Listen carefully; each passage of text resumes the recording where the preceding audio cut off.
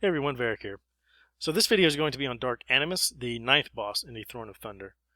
Now this fight has a rather unique mechanic in it,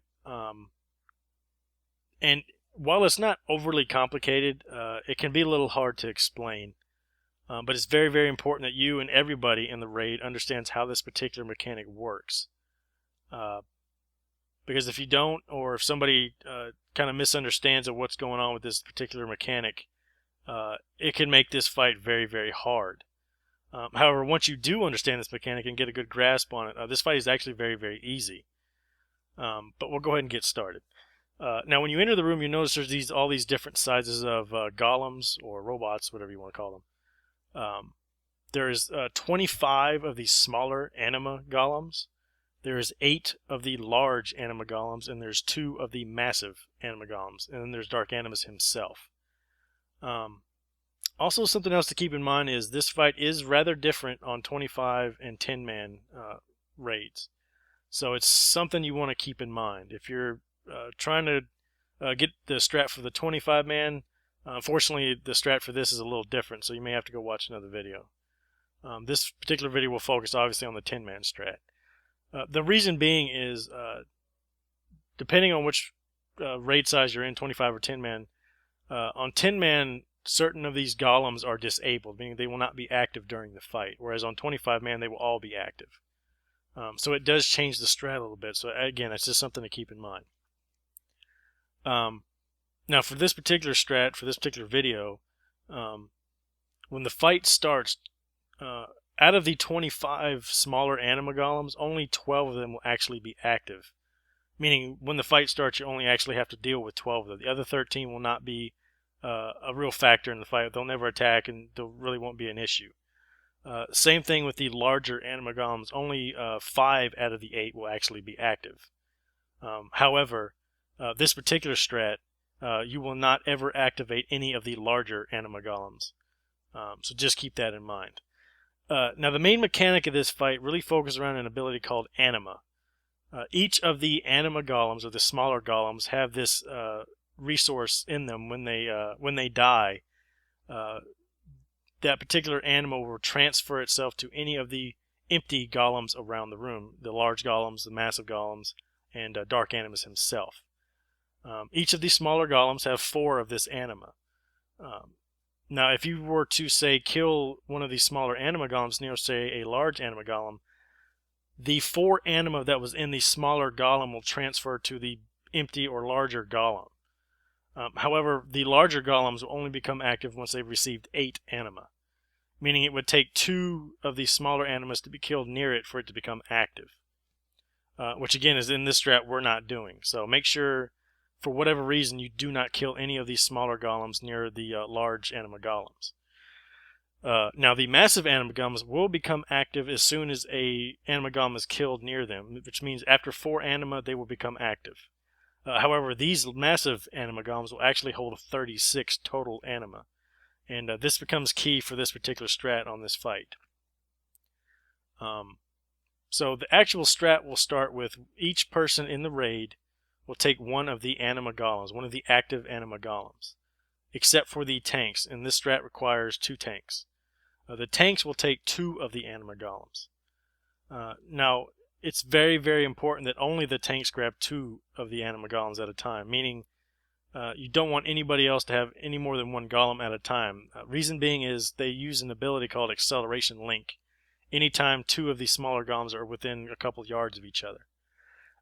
This will basically increase their attack speed and damage by 250%, meaning that unless you're a tank, after a swing or so, you're going to die. So make sure you do not get anywhere near somebody else's golem with your golem, and make sure they don't get anywhere near you with theirs.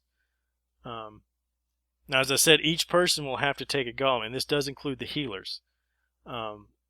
And this, for some people, can become an issue, because what's going to happen is that golem is going to be beating on them for a good portion of the fight.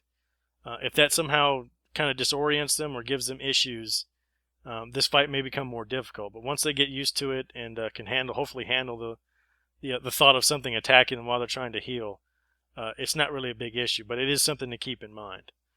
Now, when the fight starts, you will basically just attack the big, blood orb in the middle of the room, which will kind of disperse anima towards any of the active anima golems. You will then proceed to get aggro on your particular golem that you're assigned. Everybody should be assigned one golem, except for the tanks for obvious reasons. Now, one of the DPS will be assigned to help the main tank to kill one of his golems very, very quickly. For our raid, that's me. I'm in charge of not only attacking my golem to get aggro, then I have to switch off and burn down one of his golem as quickly as possible.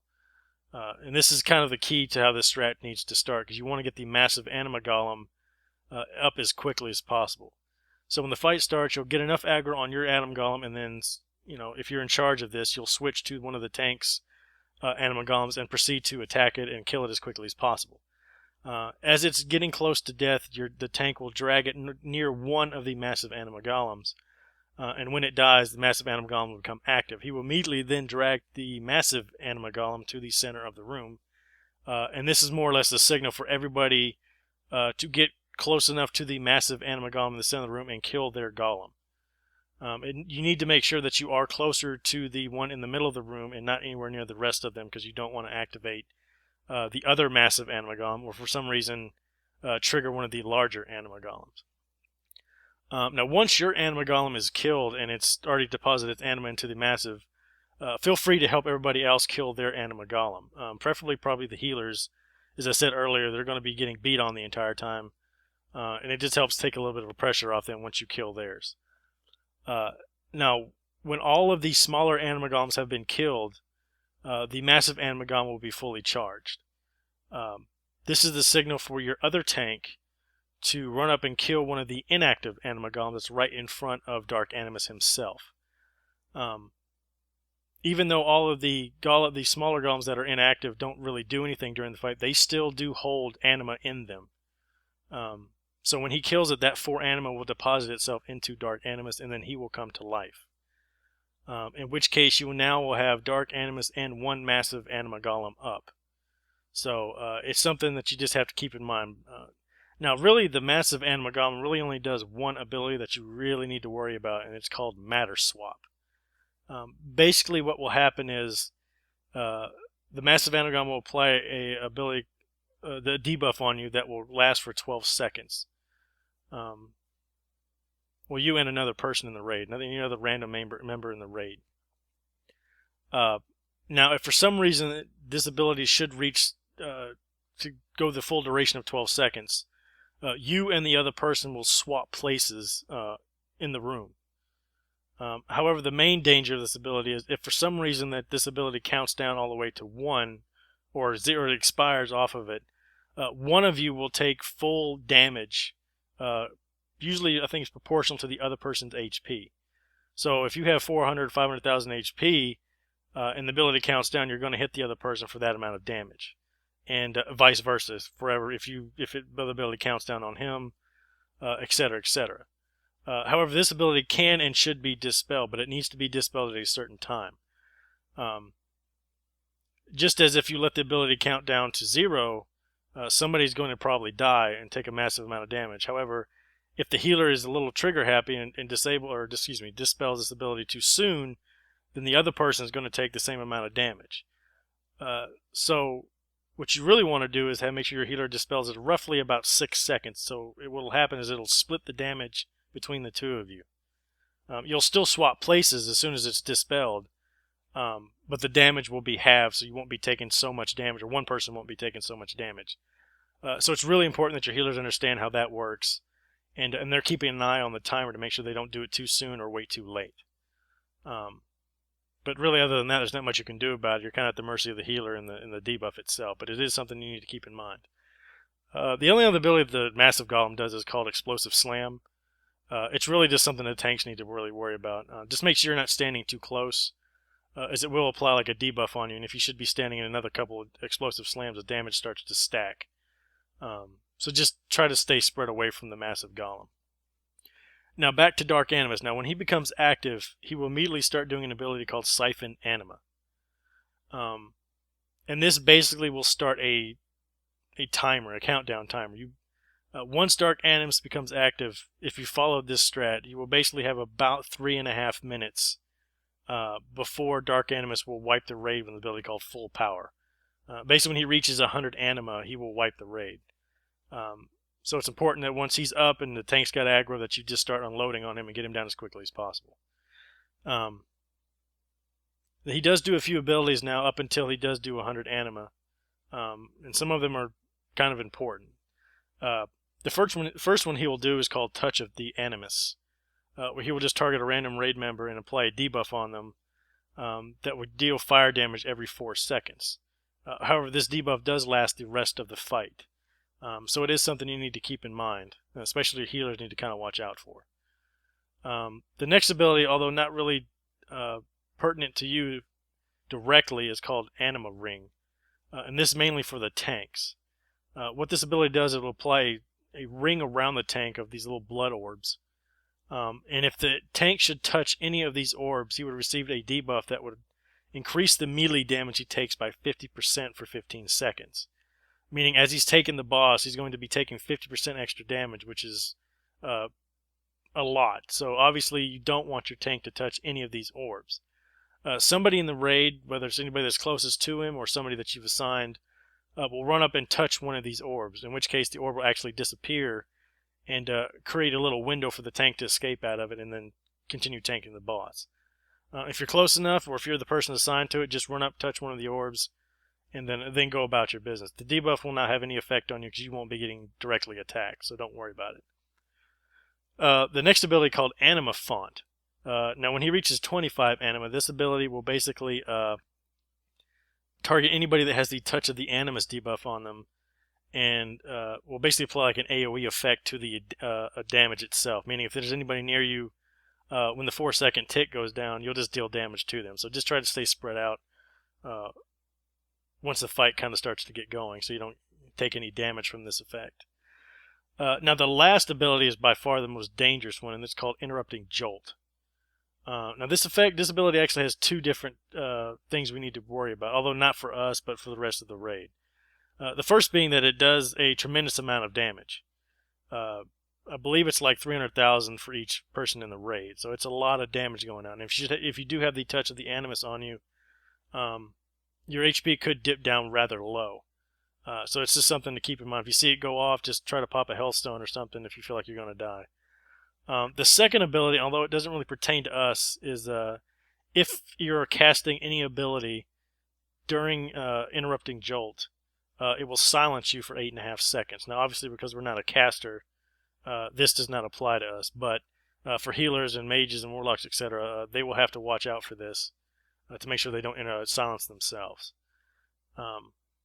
But that's really pretty much it for the fight. Really, Dark Animus himself is not really all that difficult. It's just making sure that your strat is sound up until he's spawned out. Again, if you follow this strat, it's really, really easy. But it is also easy to mess it up if for whatever reason you get too close to somebody else's anima golem, or for some reason you kill yours too soon or too close to one of the other golems you don't mean to activate. So that's why I said it's important to make sure everybody understands how this mechanic works so they don't inadvertently activate the wrong golem. As far as hunter-specific anything to do with this fight, I guess, you can have your pet tank the anima golem at the start of the fight if you're not really in charge of helping the tank kill his golem. Just keep in mind that these golems do swing, I believe it's about 75 or 80k every time they swing. So you can throw out a min pet, however, I don't know if it's enough to keep up with the damage, especially if you're not very well geared and your pet doesn't have a lot of HP. It can be done, but it is a little tricky. For me, when I wasn't on the helping the tank kill his, I would just basically misdirect to my pet, just enough to get a little bit of threat on it, and then more or less just DPS on the golem a little bit for about 30 seconds or so, just to help the healers out a little bit so they don't have to worry about healing me. And then I would start to throw more damage on it until I started pulling threat back again, and try to get mine down to around 20% or so. The reason being is if you don't have any threat on the mob and you just let your pet take the most of the threat, and it should die, the golem's just going to run off and take off probably after one of your healers or something, or your tanks or whatever's closest by, which would probably cause a wipe. So if you are going to have your pet tank it, just be very mindful of how much threat it has, and make sure you're at least able to pull threat back off real quick if it should happen. You really shouldn't have to have your pet tank, but again, if you feel comfortable enough doing it, then by all means go ahead. Just be very mindful that it's a good chance your pet could die if it's tanking for any length of time, especially if you're not very well geared. But that's really pretty much it for the fight. Again, just like I said, just keep in mind, make sure you're not getting too close to anybody with your golem. Make sure you don't attack the massive golem at any time. Help out the healers when your golem is dead to get their golem down. And once Dark Animus is up, just make sure you go all out and get it down as quickly